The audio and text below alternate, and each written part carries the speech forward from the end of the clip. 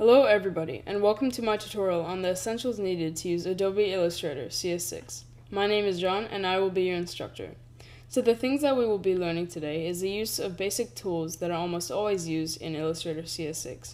Then we will learn some tips, and then finally we will use all our knowledge to create a logo. Now with that out of the way, we can begin. Let's open Illustrator CS6 from the dock or the location you store the application. Once it loads, we can go over the basic options one has when creating a new document. If you do not see the new document window, you can simply go to File, New. The new document window will appear. Let's give our document a name, Tutorial, for obvious reasons. Next will be Profile. When you click the drop-down menu, you'll see a variety of options you can choose. But for this tutorial, we will be using Print. Next, we will see Size. Click the drop-down menu and select A4. However, you could use letter, legal, tabloid, A3, B5, or B4. The width should be 210 millimeters, and the height should be 297 millimeters.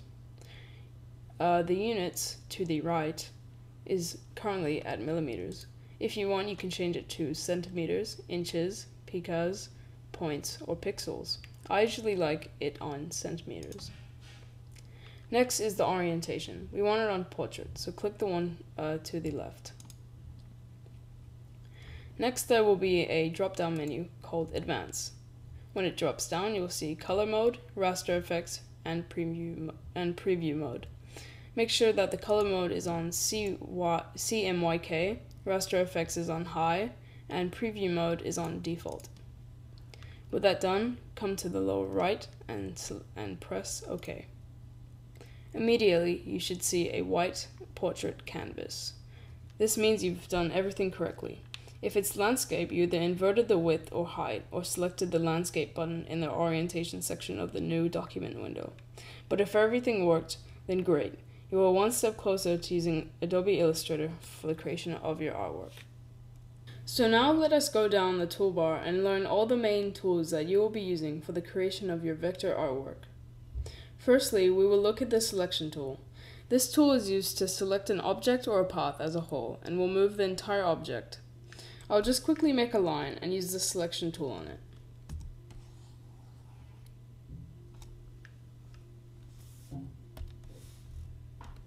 You can see as I select the squiggly line, a blue outlined box appears, and I can now click and drag the entire object to a different location. I can also resize it by clicking and dragging on the small box, and if I hold Shift, this resizing will happen proportionally.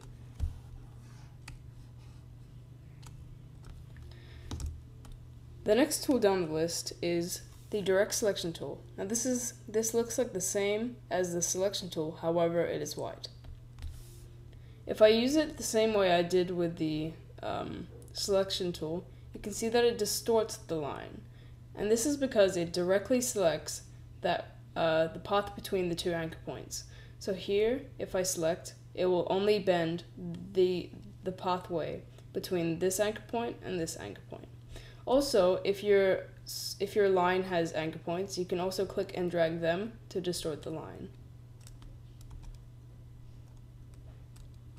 Also, if you click and drag the entire shape, then it acts as if you're using the selection tool. This is because you're directly selecting everything, unlike just using the selection tool to just click once, and then you can drag it. The next tool down the toolbar is the pen tool. This, in my opinion, is the most important tool in Illustrator CS6. It allows one to create smooth lines with the creation of vector paths that are connected by anchors. The pen tool is used by creating an origin anchor point, and then if you click somewhere else and drag, the pathway will become curved.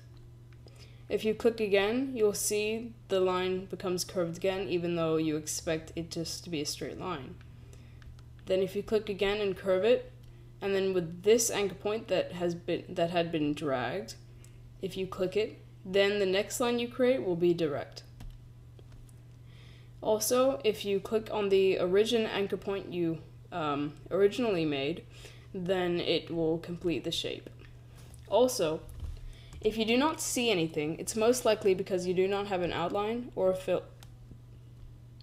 If you select the fill, then it will fill the entire shape.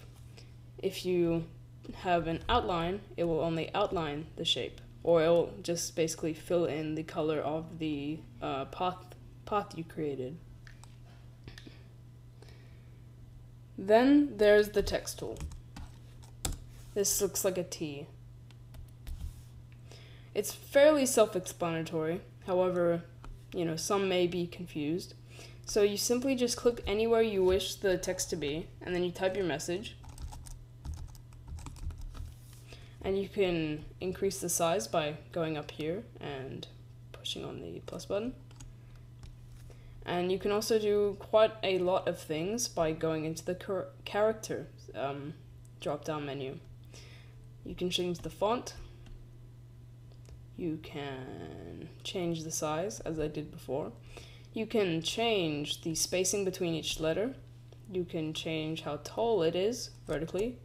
You can change how tall it is. Well, not tall. How horizontally scale it is. And you can also rotate it, which is pretty cool. Also here you have some quick ways to make it all capitals and non-capitals. Here you can make one the big one and then the rest small. And then here is superscript, here's subscript, underline, and a line through it. Get the the selection tool and just delete that. The next tool is the shape tool. Now this is another important tool, and you can do a number of things with it, such as make a rectangle. And if you hold Shift whilst you click and drag it, it will scale it proportionally, like it did with the direct selection tool and the squiggly line.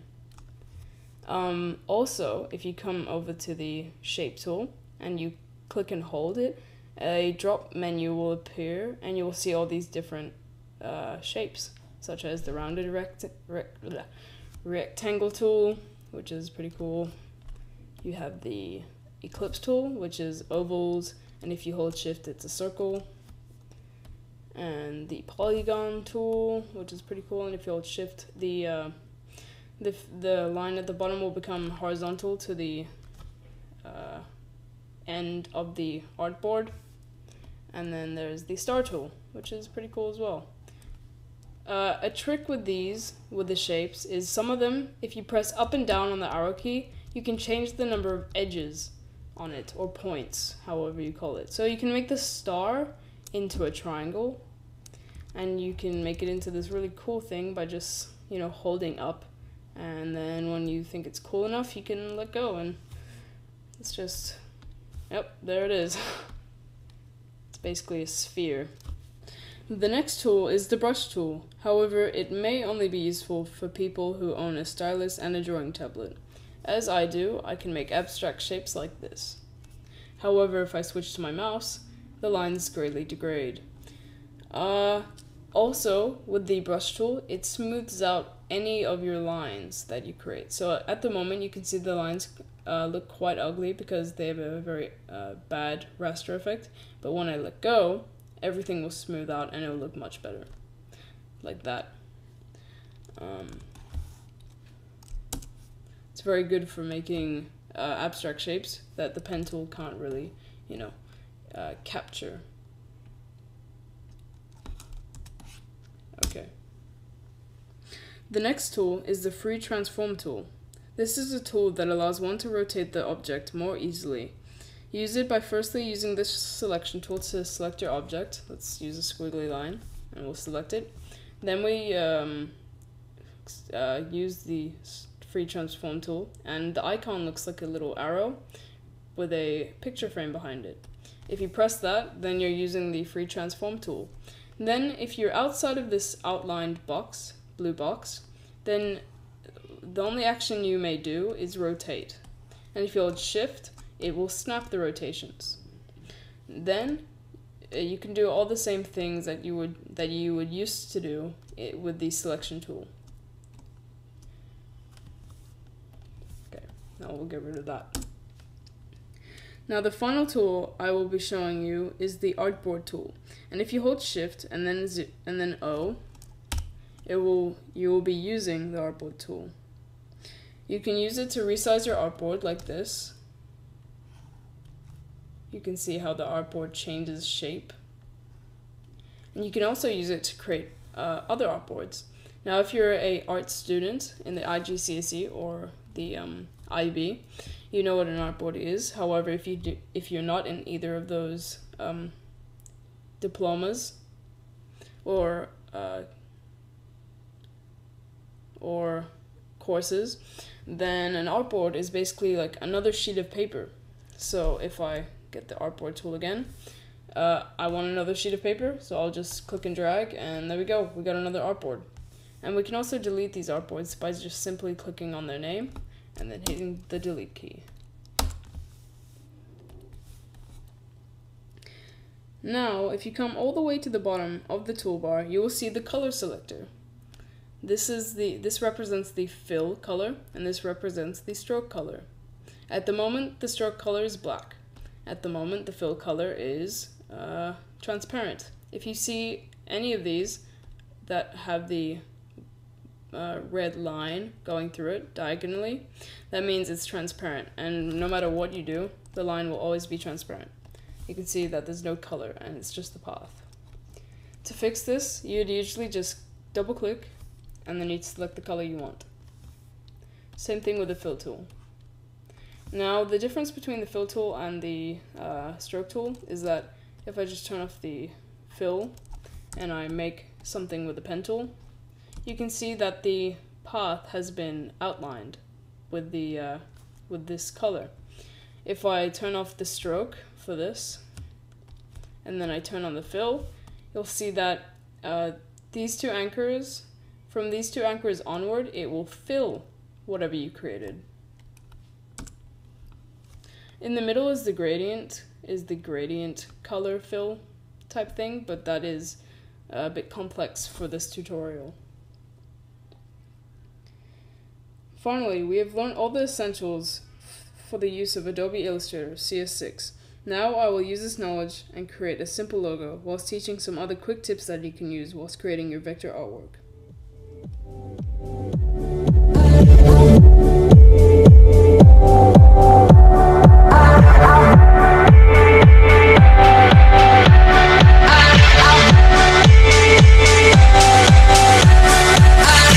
Justice.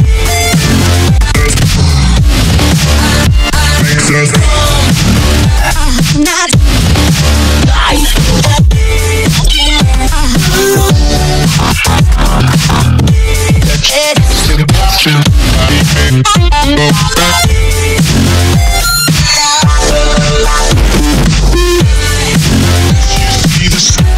today is gonna be the Texas, bring it.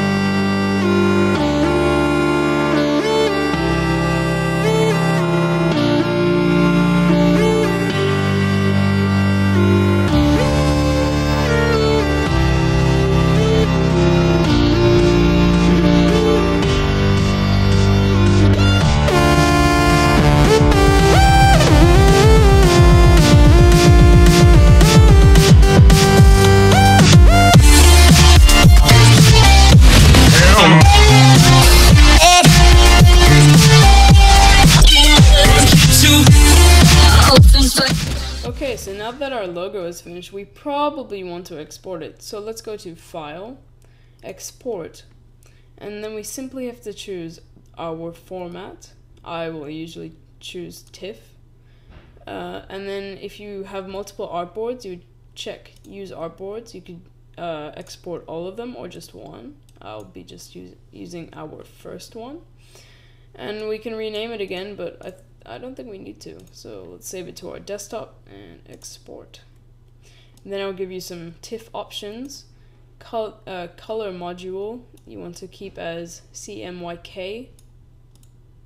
Resolution high. Anti-aliasing, art optimized. And the rest just default. Okay. It will export and it'll be done. So if we go to our desktop now, we will see our logo, and it's pretty good. Not to brag. Heh. Now, before I leave you, I'll just tell you a benefit of using Adobe Illustrator CS6 instead of making art in Adobe Photoshop. This is because when you create vector art, this means that you can scale artwork as much as you want, and there won't be any noticeable pixelation or quality loss. However, in Photoshop, if you scale an image too high, you can see there are pixels, and that's not good for web art, and should not be used. Okay, well, I hope you learned something from this tutorial. See ya!